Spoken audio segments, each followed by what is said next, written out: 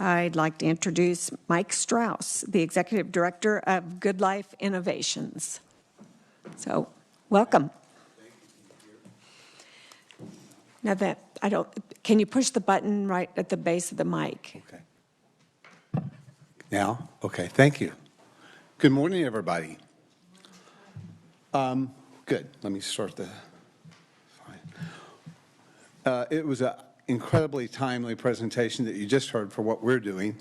I would just tell you we have a passion, a 40-year passion for workforce stability. It's ironic, before I even start the presentation, that in 1995, Braddock and Mitchell published a national study, one of the most famous, on direct support turnover. It was widely regarded from University of Chicago, and they concluded that the direct support workforce in 1995 for 3 decades was the most unstable workforce in the country. And it's interesting to note the characteristics that they presented have played forward until today. So, you know, we've learned a lot, but we have a lot of history that we're trying to make up for. Good Life, which is the agency that I direct, has a 40-year relationship with the University of Kansas Department of Applied Behavioral Science, and we have been working on strategies for workforce capacity for many decades. In fact, I'll let you know later, we're working in over 20 states. Indiana, where we are an added value service for an MCO that's buying for that, and have been working with 3 MCOs to bring help to people who need that. So let me go a little bit through what we do. Today we're going to talk about senior services that's done in a different way, and it's where we reimagine independence, and it's called Good Life's Neighborhood Network. This is one of the added value services that actually will be in Indiana. So obviously we all want the same thing as a senior. We want to live a good life. We want to live in a nice home. We don't want to lose our independence. We want to maintain it for as long as possible. We want a circle of friends and sort of purpose in our life. But thousands, as you know, thousands of people with age-related disabilities have to choose between that and care. And we have been working very hard for that not to be the choice.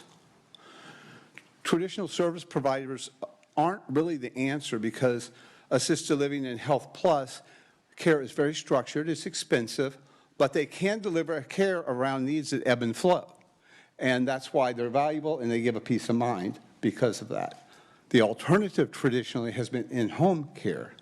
But in-home care, as you've just seen right there, and I know the national data very well, 32% part-time, and probably that's one of the biggest problems that you'll see of in-home care. As care is delivered with an individual home, it gets more and more wonky. The schedules get very challenging, and they're not attractive. So when you look at things that you try to improve, you want to always give more wages, but that's not it. That's not it. It is a schedule. It is what you ask the direct support person to do and live their life. 5-day work weeks nationally has been a really big problem. We focus on 3-day work weeks, which is a whole other discussion for another day. But when in-home care is delivering one-on-one services, obviously that's a big challenge, because as 10,000 seniors, retire each day and 1 every 8 seconds, it's really very challenging to think that in-home care can be delivered by the workforce that was never adequate when we were delivering congregate care. So now we got a different problem, and we have to focus on it and develop it and address it in a different way. We believe that, and that's kind of been our passion, is that everybody has the vision of what we want. We want to get help in the home when we want it, how we want it, and we want to maintain our life. But until now, there's not really been a great roadmap on how to do that. It's a vision without a plan. And the Neighborhood Network is our effort to do that. So what's the characteristics of a new paradigm of care? I'm going to propose 3. You want affordable, high-quality, individualized care in typical homes at the moment of need. You want tenured, underlined full-time, well-paid caregivers that work attractive schedules, like I just said. And you need great supervision, which is not possible in home care as it's traditionally done. even though you could provide 2, 3, it doesn't matter how many weeks of training that you provide, care needs are organic and the problems are organic, and you need somebody to help somebody at that moment of need. Basically 30%, 36% of the workforce has been employed less than 6 months. You have to constantly have a way to educate people on the job at the moment of need, not just person served, but the people who help them. So Good Life's Neighborhood Network is a new paradigm of care, and in all truth, we've been doing it since 2011. The Neighborhood Network is an intentional and inclusive technology-leveraged service model for seniors. We have for IDD populations, multi-populations, where support is provided on demand, when and where needed, as an amenity of a well-selected neighborhood, which we believe care should be. Neighborhood networks use iLink technologies to provide support that organically ebbs and flows around need and in ways that maximize privacy, safety, self-direction, and independence. The neighborhood network, in my mind, redefines what's possible because iLink is sort of allowed us to rethink how a service model is done because iLink has given us the ability to be everywhere at every moment and help people live in very small, inclusive homes and do things differently. You know, I always give this example. You know, Netflix is not Blockbuster, but it delivers movies, right? It changed how movies were delivered. Technology leveraged services change what's possible and how you can actually deliver help to small, inclusive homes. So we use, well, on the side issue, we have a passion on strategies for the workforce. And like I said, we're working right now today in 20 states helping on that. We use tenured, well-paid staff working 3-day work weeks for the most part. 97% of our staff are full-time, as opposed to 32% part-time. And because we work 3-day work weeks, we have 12 days a month, 16 days off a month. You have the capacity to work extra, which is incredibly important. If you don't have the capacity to work extra, then how do we power through these openings? How do you power through instability? So it's really important to think about that. It's been award-winning. Our neighborhood network in 2016, it won the Autism Speaks Most Innovative Service Model Internationally Award. In 2020, the National Association of Direct Support Professionals, the ANCHOR, which is a national association of providers, and the University of Minnesota Research and Training Center named our neighborhood network and iLink as in the Moving Mountains Award, which was for workforce stability. Good Life is recognized and supported by multiple MCOs who are using this as added value in work in states. And so, you know, I feel like this paradigm and how it's done differently is resonating. And certainly most post-COVID or at this side of COVID, it's resonating because we already know the importance and be able to help people in their homes. So here's the menu of a neighborhood network. We take a well-selected neighborhood. We combine that with iLink technologies in the homes. We add remote and in-home support, neighborhood support and remote support professionals, and that's what equals a neighborhood network. So when we say we start with a well-selected neighborhood, I was just talking earlier, it can be a rural town can be a neighborhood, and we do that. Or it could be a well-selected neighborhood within the context of urban community. We try and pick something that's safe and accessible, close to amenities, maybe public transportation, large enough to be inclusive, but large enough to allow a deployment system that can get everywhere 5 minutes out 24/7, which is our goal. We often pick neighborhoods where seniors already exist. Here's an interesting piece of data. In 55-plus communities, the average age moving in our research is 77. That's older. They wait, and move in. And the reason they leave is because they need to go to assisted living. But in normal rental communities, like the one we're in Lawrence, 25% of the residents of that community already are senior. And they're much younger seniors. So they're moving in typical neighborhoods, and they want to stay. They don't really want to move to 55-plus communities. So a normal neighborhood is where they want to be, but they just can't get peace of mind there for care. Next, we add smart technologies, and these technologies have been developed. Believe this or not, we began developing technologies in the year 2000. We are the oldest demonstration of remote support technologies in the country for IDD services. iLink has had multiple iterations. We've invested literally millions of dollars in this technology, and it basically allows remote support to, with permission of the senior or with permission of the person that's served, to see, hear, feel, and act. Home automations, it makes it so that they can virtually be present in a home. And iLink installs are fully wireless, and we'll go over that. Very quickly, professional services. What we try to do is we have a tiered approach where we have remote professional services that go across multiple neighborhoods. We have an in-neighborhood care team, and we have neighborhood volunteers, which we'll talk about, which is very special. Think about the old-fashioned caring neighborhood where neighbors help neighbors leveraged by technology and also professionals. So the neighborhood care team would be professional neighbors. And by the way, Erin's one of them. She's been here, by the way, for 10 years in that capacity. They permanently live in the neighborhood, and they provide care at the moment of need. We also add direct support staff on top of that. Now, it's incredibly stable. Our professional neighbors in our neighborhood network have not had a turnover since before the pandemic. Put that forward to the national data today. Okay. And part of that is they're vested in the community. They're paid part of the housing is tax-free because it's a requirement of the job, and they're paid a good salary, and they can ebb and flow support because they live there. And by the way, everybody can tell you now, post-COVID, they want to work at home, right?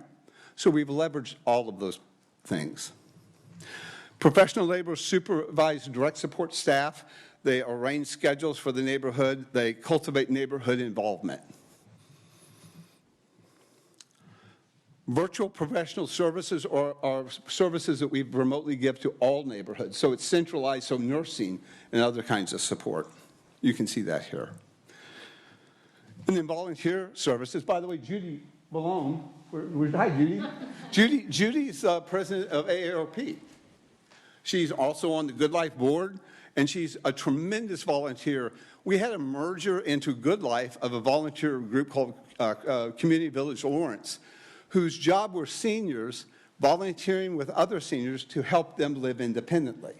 They now have joined forces with us so that we can have another component to our neighborhood network, which is neighbors helping neighbors in a volunteer.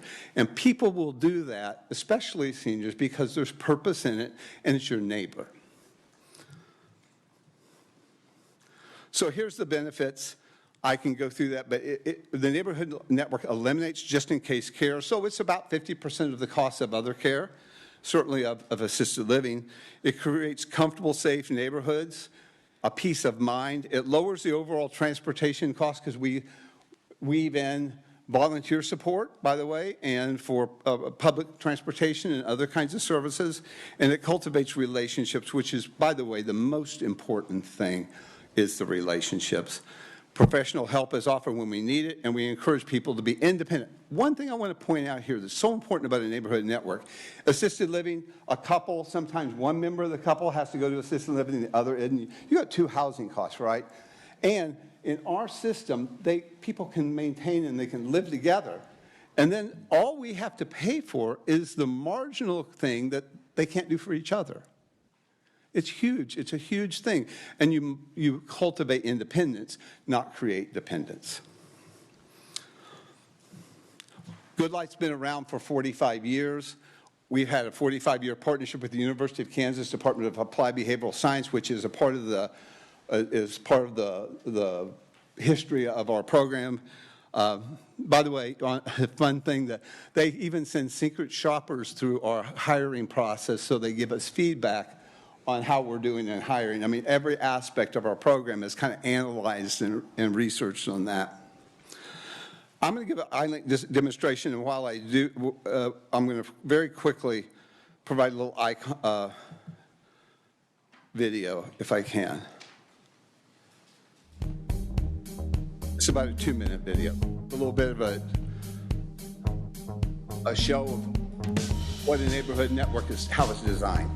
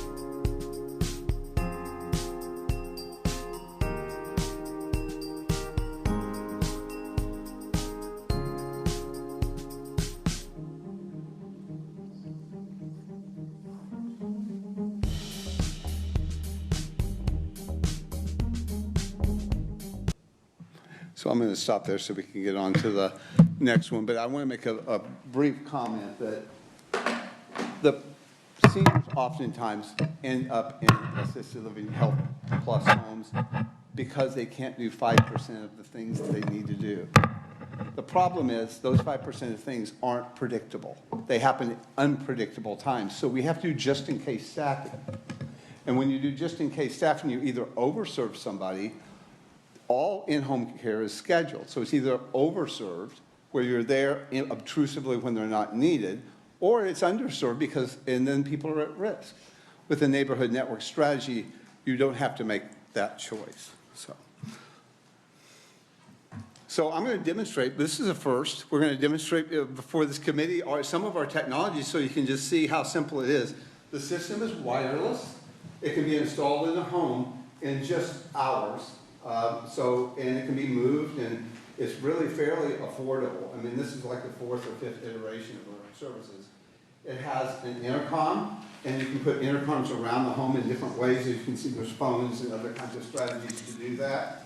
And it's tied to all kinds of sensors. Mike, sorry, could you stay close to the microphone? I apologize, That's yes. okay. Okay. The remote people can't hear you when you get away. It's tied to all kinds of sensors in the home. Everything, I mean, for anything you can imagine, stove. I mean, we would know with our software that's called iLink Assist, we would know if somebody got up, went to the bathroom, and came back to their bed in 5 minutes. You know, you tell me what the number is that you're okay with. Let's 5 minutes, 10 minutes. But at some point in time, you say, well, they didn't get back to the bed in 20 minutes, 30 minutes. There is a number that you're going to say, I'm concerned about. iLink Assist filters out times when you don't need to help somebody and pinpoints times when you do. So if you go to the bathroom and you come back and you say, you know, if they don't get back in 15 minutes, I'm going to know that. When that happens, it alerts remote support. They will virtually knock to come in and ask if people are okay. Or a stove is on, but they're not in the kitchen and they walked out the door.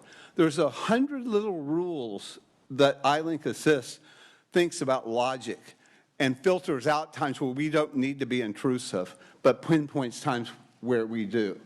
And that is how we maintain privacy without being intrusive, but coming in when we need it. And also, it has an amazing self-direction capability. What we've tried to do is, by self-direction, I'm saying people have an ability to ask for help in very simple ways. We require one finger and one button for self-direction in every sense. And that really allows people, IDD or people with seniors, you know, to be able to get help when they need, but not necessarily always rely on it because of the sensors. So just to illustrate, We have two-way intercom that's two-way. It can be simple. I'm going to press this. Oh. I'm going to go ahead and reject it because it can do that horrible echo if I did it. But what happens, I'm going to... iLink, this is Chris. Hi, Chris. I'm just doing a demonstration to show that when I didn't answer my phone, it went to you at iLink. And where are you guys located? We're located in Olathe, Kansas. Yeah, well, thank you. Hey, would you mind giving a call back and virtually knocking? Thank you. Bye. iLink,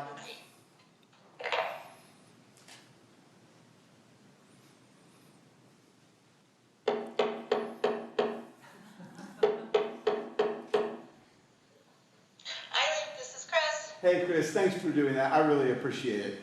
No problem. Thank All you. right.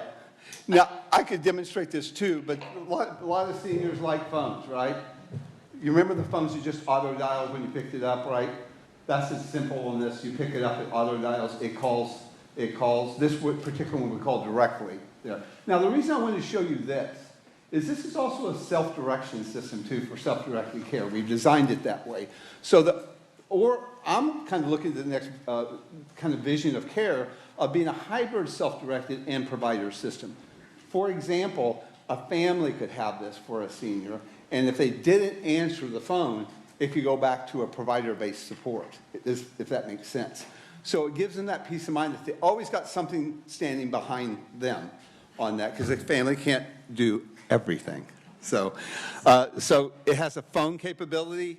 Other little things that are kind of neat about, before I go into one other part, is just by any phone, we have all kinds of other technology. You can't see it, but there's a little check-in and check-out cards on the top of this. I can touch this with my phone, and all it does is clock me in. I touch this and it clock out. If you've ever worked with EVV, this is our version of EVV, but it geolocates the person, and it starts a timer so we know. And then we can look and see who all has visited that home, for how long, for billing purposes or other kinds of purposes. We can look at every manager to make sure that they've rotated their time in the home and provided that. And then, if you see the kiosk here, we want people to know who's helping them. So I hit this, who's helping me, and you can see it says, this is who's helping today. Now, he's asked for that to be changed. So in a minute, you'll see that somebody else comes in. So at a shift change, it adds that. And it may take, usually it takes a minute, so I don't, there. So a shift just changed, and somebody else will go away. But this allows the senior or anybody to know who's helping them, and that's really, really important virtually.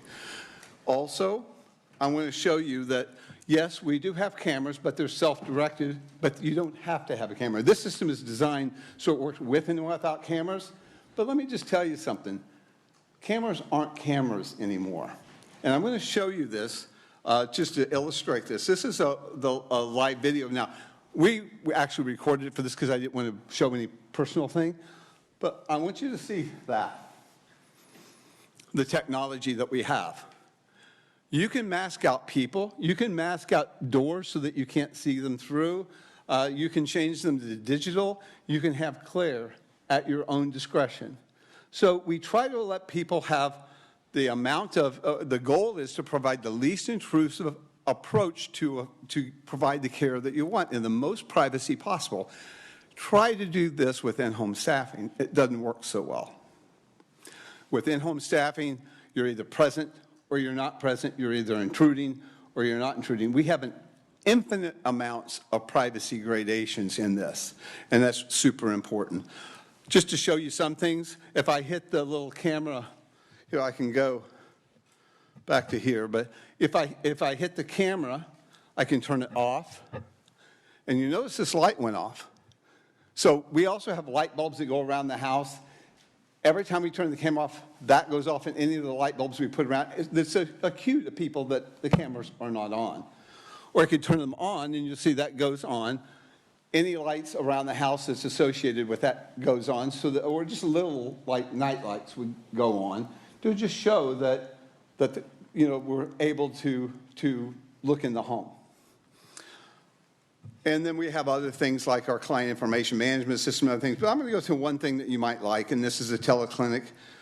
This is to give you an example of nurses who might be able to support every home at every moment of need. I'm just going to enter my name, Mike, and I'm going to check in. And when when I check in, you can see that that's going into a queue into our clinic, and it will be answered in queue. And if, by the way, it had to wait for a while, they would come on the intercom and say, hey, it's going to be a little bit before we can get to you.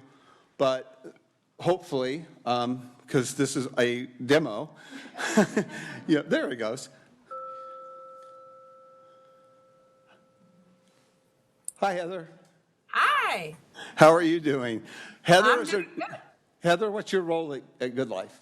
I am the director of nursing. And she is one of the most tech-savvy people I have ever met. But Heather is able to support any home and her clinic is able to provide health care, health reviews, help for direct support staff, or just follow-up work with a person that's been in the hospital at any moment of the day that they want. All they have to do is connect. And by the way, it can go the other way. I did it this way. It can come in the other way as well. So I just kind of wanted to show you that part of it. Thank you, Heather. Yeah, no problem. Have a great day, guys. Bye now. On a side issue, we have on IDD services, we have board certified behavioral analysts that do the same thing, and we're going to be working to do that, be rolling out across the country this next year. So I could go on and on, of course, and I'm not. So I'm going to stop if there's any questions, but I actually do want to say something. All the work that we're doing is in two areas. We showed you the technology and the neighborhood network, which we think is, that's actually kind of putting everything together that we do. But we work with agencies across the country to help them improve their schedules and their pay and those sort of strategies. Right now, today, with the agencies we work with, we're averaging $2.50 to $3 more an hour with the same budget, which is fantastic. And we have wonderful outcomes with that. But more importantly than pay is they're working very attractive schedules, and we pivoted from part-time to full-time people, and we're able to work extra because we have that extra capacity. Any questions? Okay, do we have questions? Camille? Thank you for your work. Thank you for the presentation. I'm a fan of the technology, the vision, and the innovation that you have done. I think I may have been in a setting that some of your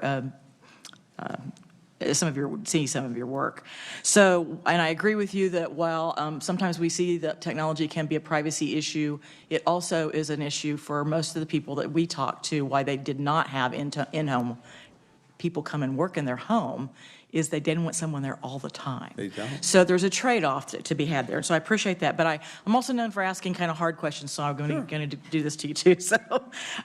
So you're saying, though, that the real estate that they have to live in for this at this point would be owned by Good Life?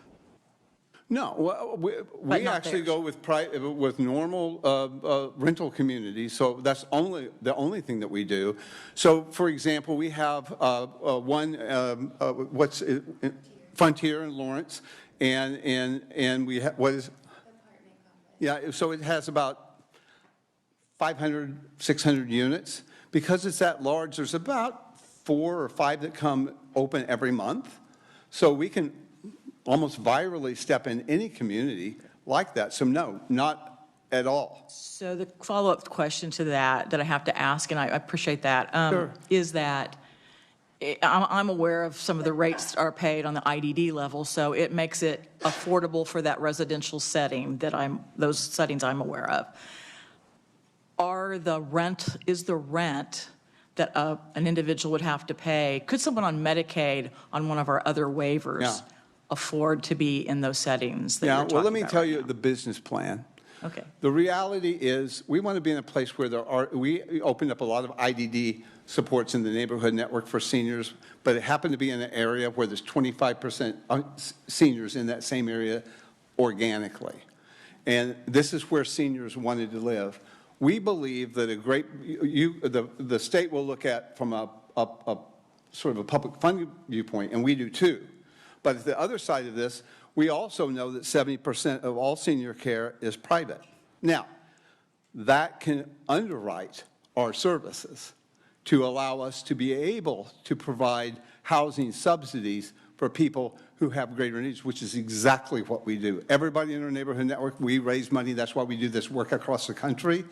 We subsidize that so that they can live in better places. But the reality is we are wrong to look at housing separate from care. That's a wrong idea. The overall cost is always less, including housing. You just pay for things differently. It's something that we have to understand that just like assisted living is a very expensive house. They just charge it off differently. I can go through the math of that, but they can't afford it either. But they're making so much in care, they don't care. And so my point is there's a different way to do this so that we can actually give people better places to live without charging them the amount of money that we charge them for it, and that's what we do. Thank you. Lee? Thank you. Wonderful presentation. Thank you. And thank you for addressing the cost of the rent. My question would be more towards the services. I love that you included the price structure and how you do the price. It's really a la carte in nature for the services that they need. They don't have to pay for 8 hours care when they only need 1 or 30 minutes. I love that. My question would be, you had mentioned that you had worked with MCOs. Has that been successful, and how do you serve the populations who may not have those extra funds to pay the a la carte services? Do you work with the waiver programs to do those services? Because if you subsidize the rent, but then they need the services, how does that work for folks who can't pay for it? That's a great question. First of all, the prices you see are for private pay prices. So because the Kansas waiver is face-to-face, by the way, the one thing you need to change in the Kansas waiver, first of all, we view care as an amenity of a neighborhood, which means that anybody with needs would be supported. A person with MS that needs some support, IDD, seniors, it's all a caring neighborhood. Is how we want to. Silo-free care is what we want. But unfortunately, the waivers don't line up, and they need to. And you need to move away from face-to-face, because face-to-face is a sort of a dependence-taking strategy when you don't need to do that. So there's a different way to do it, and I hope, does that, what? I mean, it sort of answers my question. I just wondered if you were able to serve folks who couldn't afford it at this time. Yes, we are. Or if there needed to be changes to the waiver, what changes would be needed to be made. What's needed with the waiver changes to move away from face-to-face and pay a sort of a PMPM for the use of the technology, because as an example, Erin's a master at this. She's a remote teacher. She can teach the people, and she also cares for them, so she has this great relationship. But once you know somebody, you can do more with remote support than if you don't know them. And so by doing that, you have to have ability to help without being face-to-face. So that's the number one thing. We've never pursued MCO relationships, but we have a ton right now, and it's because they see the beauty in the model. But we do need to have a demonstration in Kansas to show how we can do some things differently. I'd love to discuss that, and we already made a proposal to one MCO for that Sunflower, but we would be welcome to have that discussion. It's not much that we have to change, actually. Any other questions? Okay, Jan, go ahead. Hi, thank you. My question, the neighborhood network concept coming into a small town, and we consider ourselves, some of us understand it, that we are a neighborhood, we are the town. Yeah. So the senior population that already owns their home doesn't want to move out of their home.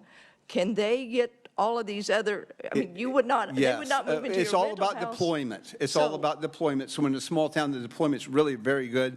We have services in Iola, Kansas. The town is our neighborhood in that case.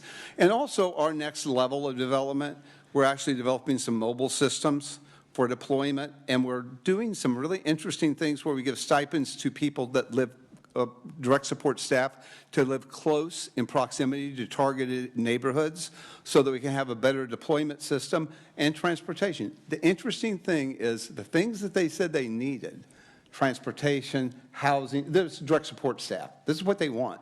They want a good job, good pay, housing, transportation, and childcare. That's what they want. Okay? Those kinds of things we can give them in the neighborhood network.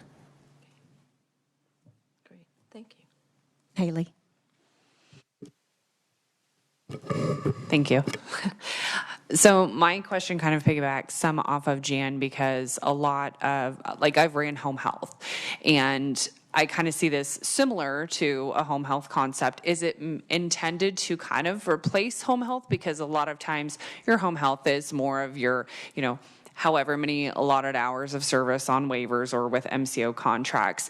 But what the question I see as a potential problem, and I would love to hear your take on this, is that just like Jan said, our service area was maybe, 45 minutes this direction, 45 minutes that direction, in very, very rural frontier areas where, mom and pop own their farm, they have for 3 generations, don't want to leave that. So the concept, like Jan said, of a neighborhood for us could be an entire county in the state. I totally understand that. And I will tell you, I'm from that background too, farming background. And I will tell you that people leave farms for assisted living. And that's number one for us. And if I have to say one thing I want to eliminate, I think the neighborhood network with right support can eliminate 3/4 of assisted living for about 2/3 of the cost to half of the cost. I'm pretty certain of that, because it's how you live by, live near, live with people to deliver care. But with respect to, that's where I was talking about a quasi-self-directed system is exactly on point of what you said. Now, a town is just a neighborhood, but a rural place, we could keep people there if we had a hybrid system of a self-directed system where the phones and everything are connected to people that agree to it, with a backup of a provider base. It's not a full, it's not a full, but even also in this year, they've given some permission for family members to provide care. So, we're right there of solving that kind of problem with the right investments.